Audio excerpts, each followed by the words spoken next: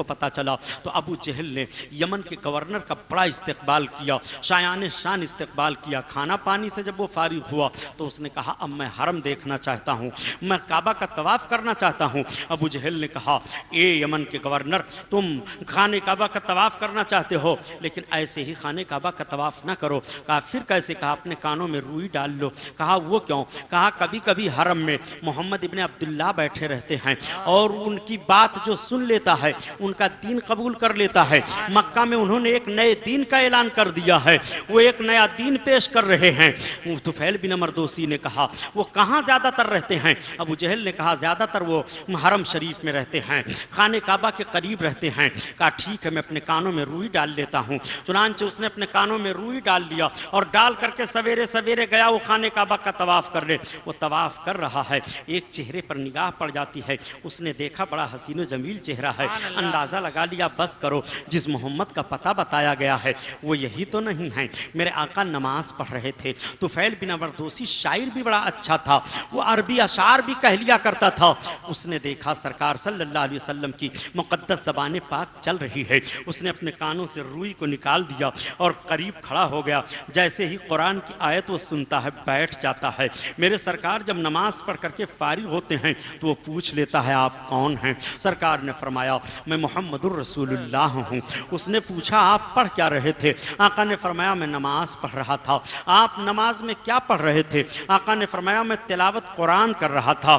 اس نے کہا پھر قرآن پڑھیے۔ آقا نے قرآن کی آیتوں کو پڑھنا شروع کر دیا، سورہ رحمان شریف کی آیت تلاوت کر دی۔ جیسے اس نے آیتوں کو سنا کہا مجھے آپ اسلام پیش کیجئے میں بھی کلمہ پڑھوں گا۔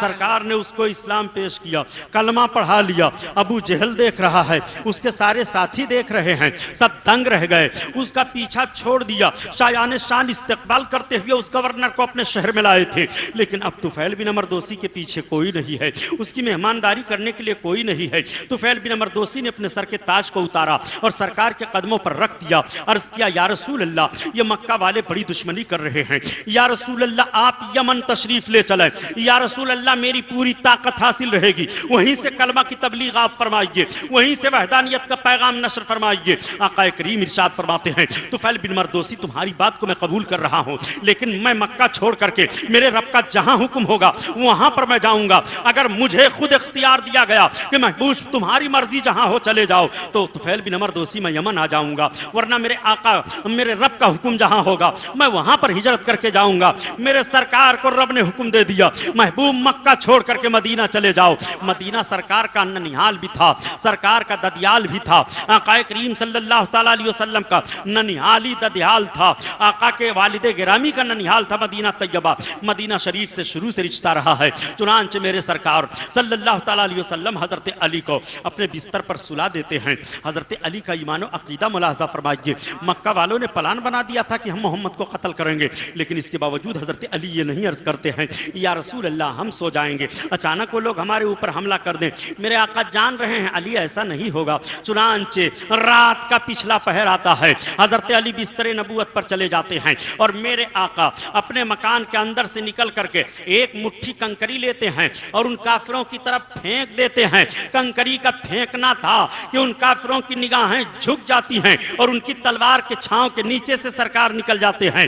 ان لوگوں نے نہیں دیکھا، حضرت ابوبکر صدیق کو لے لیا۔ حضرت ابوبکر صدیق پہلے سے سواری لے کر کے تیار تھے، چنانچہ حضرت ابوبکر صدیق کو لے کر کے میرے سرکار صلی اللہ علیہ وسلم مکہ سے باہر نکل گئے۔ اب جب سفیدہ پھیلتا ہے صبح کا، آقا کریم صلی اللہ تعالیٰ علیہ وسلم کے لیے یہ دیوار فاند فاند کر کے مکہ کے بڑے بڑے شہسوار جب اندر داخل ہوتے ہیں تو دیکھا کہ بستر پر نبی نہیں ہیں، حضرت علی مل گئے۔ حضرت علی سے سخت سست باتیں ہوئی اور اس کے بعد پوچھا بتاؤ تمہارے ساتھی کہاں گئے؟ حضرت علی نے فرمایا باہر تشریف لے گئے۔ چنانچہ سارے لوگ مکہ میں دوڑ دوڑ کر کے میرے آقا کو تلاشنے لگے، تلاش جاری ہو جاتی ہے، پورے مکہ کے لوگ مکہ کو چھان ڈالتے ہیں اور ایک میٹنگ بلاتے ہیں۔ میٹنگ بلانے کے بعد ایک پروگرام طے کرتے ہیں اور کہتے ہیں سنو جو محمد کو تلاش کر کے لائے گا اس کو 100 اونٹ سرخ انعام دیا جائے گا۔ یہ اعلان ہو جاتا ہے پورے مکہ میں، مکہ کے لوگ تلاشنے کے لیے نکل پڑتے ہیں۔ حضرت ابوبکر کو لے کر کے سرکار غار سور پر پہنچ گئے۔ مکہ سے 5 کلومیٹر کی دوری پر سور پہاڑی ہے، اس سور پہاڑی میں ایک غار ہے۔ سرکار اس غار کے اندر تشریف لے جانے لگے تو حضرت ابوبکر نے عرض کیا یا رسول اللہ ٹھہر جائیے، پہلے میں غار کو صاف کر دوں۔ چنانچہ حضرت ابوبکر اندر گئے، اس غار کو صاف کیا۔ اس غار میں پہاڑیوں کے درمیان بہت سارے سوراخ تھے، ان سوراخوں کو بند کیا۔ ایک سوراخ بند نہیں ہو سکا، اس پر اپنے انگوٹھے کو رکھ لیا کہ شاید کوئی موذی جانور ہو۔ آقا کریم کو آپ آواز دیتے ہیں، یا رسول اللہ آپ تشریف لے جائیے۔ میرے آقا جب غار کے اندر تشریف لانے لگے تو ان پہاڑیوں پر، پتھروں پر سرکار کے نقش قدم پاک کے نشان بن گئے۔ حضرت ابوبکر صدیق دیکھ کر کے عرض کرتے ہیں، ارے یا رسول اللہ یہ تو عجیب معاملہ ہو گیا، سرکار آپ ان پتھروں پر اپنا قدم رکھ رہے ہیں اور ان پتھروں پر آپ کے نشان پاک قدم کے ظاہر ہو رہے ہیں۔ مکہ کے کافر اگر ہمیں تلاشنے کے لیے نکلے تو اسی قدم پاک کے نشان سے تلاش لیں گے۔ چنانچہ اللہ کے رسول پیچھے مڑ کر کے دیکھتے ہیں اور ارشاد فرماتے ہیں، ایک قدم کے نشانات غائب ہو جاؤ۔ چنانچہ سارے نشانات غائب ہو جاتے ہیں۔ آقا کریم صلی اللہ تعالیٰ علیہ وسلم کے اس واقعے کی ترجمانی اعلی حضرت عظیم البرکت کے زبانی سنو۔ کھائی قرآن نے خاک گزر کی قسم، کھائی قرآن نے خاک گزر کی قسم، اس کفے پاکی حرمت پہ لاکھوں سلام، لاکھوں سلام۔ اللہ اللہ، جو رسول کنکریوں کو پھینک دیں تو کافروں کی نگاہیں نہ دیکھ سکیں، جس رسول کے قدم پاک کے نشانات پتھروں پر ظاہر ہو جائیں، وہ رسول اپنے پیارے وطن مکہ کو چھوڑ رہے ہیں، مکہ سے ہجرت فرما رہے ہیں۔ آقا کریم صلی اللہ تعالیٰ علیہ وسلم غار کے اندر تشریف لے گئے، آرام فرمانے لگے۔ غار کے اندر ایک سانپ تھا، 1000 برس سے بتایا جا رہا ہے، اور بھی زیادہ عرصہ سے وہ رہ رہا تھا۔ اس نے سنا تھا کہ اللہ کے آخری رسول تشریف لے جائیں گے ہجرت کے لیے، اور اسی راستہ سے جائیں گے اور یہی قیام ہوگا ان کا۔ چنانچہ وہ زیارت کے لیے ٹھہر گیا تھا۔ سانپوں کی عمریں بڑی لمبی ہوا کرتی ہیں، چنانچہ وہ جیسے نبوت کی خوشبو پاتا ہے غار میں، بے قرار ہو جاتا ہے، میں اپنے آقا کی زیارت کر لوں۔ حضرت ابوبکر کے پیر میں کئی بار اپنے پھن کو مارتا ہے، زہر سرایت کر گیا۔ حضرت ابوبکر کے پیشانی پاک سے پسینہ جاری ہو گیا۔ اللہ کے رسول صلی اللہ تعالیٰ علیہ وسلم اپنی نگاہ نبوت ہوا فرماتے ہیں، دیکھتے ہوئے ارشاد فرماتے ہیں، اے ابوبکر ابن قحافہ تمہارا کیا حال ہے؟ عرض کرتے ہیں، یا رسول اللہ کوئی موذی جانور ہے جو میرے پیر میں کاٹ رہا ہے، سرکار میں اپنے پیر کو اس سوراخ سے ہٹا نہیں رہا ہوں، یا رسول اللہ اسی کا زہر مجھے سرایت کر رہا ہے۔ آقا کریم صلی اللہ علیہ وسلم نے فرمایا، تم اپنے پیر کو ہٹاؤ۔ عرض کرتے ہیں، یا رسول اللہ موذی جانور تکلیف نہ دے دے۔ آقا فرماتے ہیں، تم اپنے پیر کو ہٹاؤ۔ پیر کو ہٹاتے ہیں، سرکار نے اپنا لعاب شریف تھوک مبارک لیا اور حضرت ابوبکر صدیق کے اس کاٹے ہوئے انگوٹھے پر لگا دیا، زہر کا اثر ختم ہو جاتا ہے۔ وہ سانپ اپنا پھن نکالتا ہے اور پھن نکال کر کے سرکار کی زیارت کرتا ہے اور پھر اندر چلا جاتا ہے۔ آپ ذرا ملاحظہ فرمائیے، نبی کونین صلی اللہ علیہ وسلم کو پہچانتا کون نہیں ہے؟ سرکار کو سب پہچان رہے ہیں۔ میرے آقا تشریف فرما تھے، صحابہ کی انجمن لگی ہوئی تھی، تب تک ریکتا ہوا ایک سانپ آ رہا تھا۔ صحابہ دوڑے کہ مارو، میرے آقا کی نگاہ پاک پڑ جاتی ہے۔ آقا فرماتے ہیں، نہیں مارو نہیں، اس کو آنے دو۔ صحابہ نے راستہ دے دیا، وہ سانپ چلا آ رہا ہے۔ جب سانپ سرکار کے قریب پہنچا تو سرکار کے پائے اقدس کو چھو لیتا ہے اور پائے اقدس سے پھر وہ سرکار کے جسم پاک پر ریکتا چلا جا رہا ہے اور سرکار کے گوش مبارک کے پاس اپنے پھن کو لے جا کر کے کبھی اپنی زبان کو نکالتا ہے، کبھی اندر کرتا ہے، کبھی نکالتا ہے، کبھی اندر کرتا ہے۔ صحابہ دیکھ کر کے دنگ ہیں، یا رسول اللہ یہ معاملہ کیا ہو رہا ہے؟ میرے آقا صلی اللہ تعالیٰ علیہ وسلم کا یہ معاملہ۔ اب وہ سرکار پھر سانپ پھر ریکتا ہوا جس میں پاک سے نیچے آیا اور آپ کے پائے اقدس کا بوسہ لیتا ہے، اپنی زبان کو نکال کر کے پائے رسالت کو چاٹتا ہے اور اس کے بعد وہ سانپ چلا جاتا ہے۔ محفل سے غائب ہوا تو سانپ غائب ہو گیا۔ صحابہ عرض کرتے ہیں، یا رسول اللہ یہ ہم کیا دیکھ رہے تھے؟ آقا ارشاد فرما رہے ہیں، تم جو دیکھ رہے تھے وہ صحیح دیکھ رہے تھے، یہ سانپ نہیں تھا، یہ کوہ قاف کا جنات تھا، یہ سورہ کہف کی چند آیتیں بھول گیا تھا، وہی مجھ سے پوچھنے کے لیے آیا تھا اور اس شکل میں آیا تھا تاکہ تمہیں دیکھے کہ تم ڈرتے ہو کہ कि नहीं। सहाबा का अकीदा मुलाहजा फरमाओ, नबी कौनैन सल्लल्लाहु अलैहि वसल्लम का जिस्म पाक मुलाहजा फरमाओ, ये रसूलुल्लाह का जिस्म पाक है कि कोहे काफ का जिन्नात सांप की शक्ल में हाजिर हो रहा है और नबी कौनैन सल्लल्लाहु ताला अलैहि वसल्लम से कुरान की आयतें पूछ रहा है। नबी को पहचानता कौन नहीं है? नबी को सब पहचानते हैं। नबी को खुश्को तर पहचाने, नबी को बहरो पर पहचाने, नबी को शजरो हजर पहचाने, नबी को जमीन व आसमान पहचाने, नबी को हवा फिजा पहचाने, नबी को हस्ती बुलंदी पस्ती पहचाने, नबी को आबशारों की सदा पहचाने, नबी को सूरज की शुआएं पहचाने, नबी को चांद की चांदनी पहचाने, नबी को चांद तारों का चमक पहचाने, नबी को सब पहचान रहे हैं। अगर नबी को कोई नहीं पहचान रहा है तो या तो सर्कस इंसान है जो नबी को नहीं पहचानता, या सर्कस जिन है जो नबी को नहीं पहचानता। नबी को कौन नहीं पहचान रहा है? मेरे आका सल्लल्लाहु ताला अलैहि वसल्लम गारे सौर में तशरीफ फरमा है। अब जरा मुलाहजा फरमाओ, सरकार तो आराम फरमा रहे हैं और मक्का के काफिरों का हाल क्या हो जाता है। मक्का के कुफार तलाश रहे हैं मोहम्मद को ढूंढा जाए, नबी कौनैन को ढूंढा जाए। हर तरफ फिजा महक रही है, नबी चले गए, हर तरफ फिजा महक रही है, मोहम्मद चले गए। ये बेकरार हैं तलाशने के लिए, ढूंढ रहे हैं और ढूंढते ढूंढते गारे सौर के पास पहुंच गए। जब गारे सौर के पास पहुंचे तो कुछ कहते हैं कि इस गार के अंदर देख लो मोहम्मद ना छुपे हों। रब कैसे अपने महबूब की हिफाजत फरमाता है जरा देखो। मकड़ियों ने जाला तन दिया, कबूतरी ने अंडा दे दिया।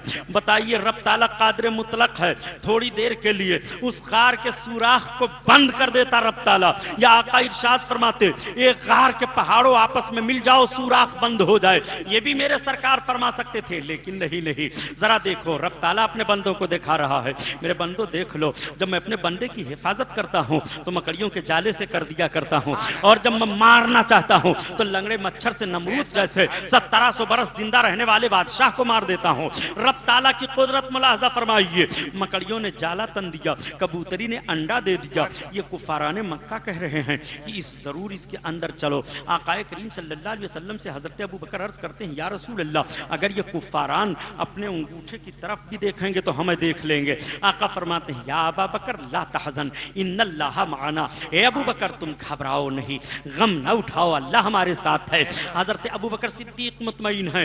वो कुफाराने मक्का कह रहे हैं इसके अंदर घुसो। उसमें से एक दूसरा बोल रहा है अजीब पागल आदमी हो, अगर इसके अंदर कोई इंसान जाता तो मकड़ियों का जाला कैसे सलामत रहता, यहाँ कबूतरी अंडा कैसे देती। यहाँ से भाग चलो, यहाँ कोई नहीं है। सारे लोग वहां से वापस चले जाते हैं। जब चले गए रात का सन्नाटा आया।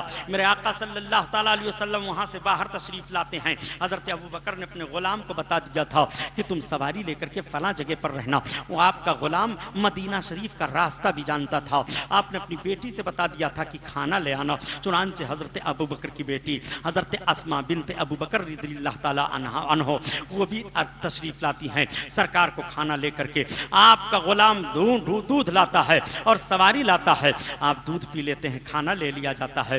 खाने का जब झोला बांधा जाने लगा तो हजरत अस्मा ने अपने हजार बंद को 2 हिस्से में फाड़ दिया और फाड़ करके उसी से बांध दिया। आकाए करीम मुस्कुरा पड़े, फरमाते हैं तुम 2000 बंद वाली हो। चुनांचे उनका नाम ही यही पड़ गया था। आकाए करीम सल्लल्लाहु ताला अलैहि वसल्लम और हजरत अबू बकर सिद्दीक जब जानवर पर सवार होने लगे तो ऐसे मोड़ पर भी सरकार की हिफाजत, सरकार सल्लल्लाहु ताला अलैहि वसल्लम की अता मुलाहजा फरमाइए और मामलात की सफाई देखिए। मेरे सरकार ने जिंदगी का कितना बेहतरीन वसूल अता फरमा दिया है कि जिंदगी में चाहे जितने बेहतरीन गहरे ताल्लुकात हों लेकिन मामलात की सफाई जरूर होनी चाहिए। आका इरशाद फरमाते हैं ए अबू बकर तुम सवारी लाए तो हो, लेकिन सबसे पहले सवारी की कीमत मुझसे ले लो। अर्ज करते हैं या रसूल अल्लाह मैं आप पर कुर्बान हूँ, सरकार ये सवारी मैं आपके लिए हाजिर कर रहा हूँ। देखो ऐसे मोड़ पर भी मेरे सरकार सवारी की कीमत अदा फरमाने के लिए इरशाद फरमा रहे हैं अबू बकर तुम अपने सवारी की कीमत ले लो तब मैं सवारी पर सवार होऊंगा। हजरत अबू बकर अर्ज करते हैं या रसूल अल्लाह ये सवारी आपके लिए है, सरकार मैं आपके लिए हूँ। या रसूल अल्लाह मेरा सब कुछ आपके लिए है। आका करीम सल्लल्लाहु अलैहि वसल्लम सवार हुए, हजरत अबू बकर सवार हुए, आपका गुलाम साथ में हो गया और रास्ता बताता हुआ अब मदीना शरीफ की तरफ चल पड़े। मदीना शरीफ का रास्ता पहाड़ियों के बीच से, आपका गुलाम बहुत अच्छा रास्ता जानता था, चुनांचे उसी रास्ता से चले। मक्का के लोग ऐलान के मुताबिक तलाश रहे हैं। जब सुराका ने सुना कि 100 ऊंट इनाम में सुर्ख दिए जाएंगे अगर मोहम्मद को कोई तलाश ले, तो सुराका का अंदाजा लग गया था कि मोहम्मद इसी रास्ते से निकले हैं। उसने अंदाजा लगा लिया बस करो मोहम्मद अगर जा रहे होंगे मक्का छोड़ करके तो मदीना की तरफ जा रहे होंगे। मक्का के बहुत मशहूर पहलवान सुराका थे। चुनांचे सुराका اپنے گھوڑے پر سوار ہو کر کے جو راستہ مدینہ شریف کی طرف گیا تھا اس سے ہٹ کر کے ایک راستہ ساؤتھی پر انہوں نے بھی اپنا گھوڑا دوڑا دیا. جب یہ اپنا گھوڑا دوڑانے لگے تو کافی دور جانے کے بعد ان کو دو آدمی دکھائی دیے. سراقہ کو اب یقین ہو گیا کہ بس کرو یہی محمد آئے جو جا رہے ہیں. سراقہ نے اور اپنے گھوڑے کو تیز دوڑا دیا. حضرت ابوبکر صدیق پیچھے مڑ کر کے دیکھتے ہیں, عرض کرتے ہیں یا رسول اللہ مکہ سے کوئی پہلوان لگ رہا ہے, کوئی ہماری طاق میں آ رہا ہے. آقا کریم صلی اللہ علیہ وسلم فرماتے ہیں ابوبکر گھبراؤ نہیں. سراقہ بالکل قریب پہنچ گئے ہیں اور سراقہ حضرت ابوبکر پر کمند ڈالنا چاہتے ہیں. حضرت ابوبکر سرکار سے عرض کرتے ہیں یا رسول اللہ اب یہ مجھ پر کمند ڈال کر کے مجھے گرانا چاہتا ہے, بالکل قریب آ گیا. یہ سرکار آپ ملاحظہ فرمائیے, آقا کریم صلی اللہ علیہ وسلم اس کی طرف دیکھتے ہوئے زمین کو اشارہ دیتے ہیں یا ارض خذی, اے زمین اسے پکڑ لے. نبی کا اشارہ ہونا تھا کہ زمین فوراً سراقہ کو پکڑ لیتی ہے. سراقہ کا گھوڑا آگے نہیں بڑھ سکتا ہے. اسی لیے تو اعلیٰ حضرت عظیم البرکت فرماتے ہیں فرد مومن تو اپنے نبی کی شان کو جاننا چاہتا ہے اور نبی کی مقدس زبان کو سمجھنا چاہتا ہے. خدا کی قسم نبی کی مقدس زبان سے جو نکل جاتا ہے وہ ہو جاتا ہے. وہ زبان جس کو سب کن کی کنجی کہاں, سبحان اللہ, سبحان اللہ. وہ زبان جس کو سب کن کی کنجی کہاں, اس کی نافذ حکومت پہ لاکھوں سلام, لاکھوں سلام. نعرہ تکبیر, نعرہ تکبیر.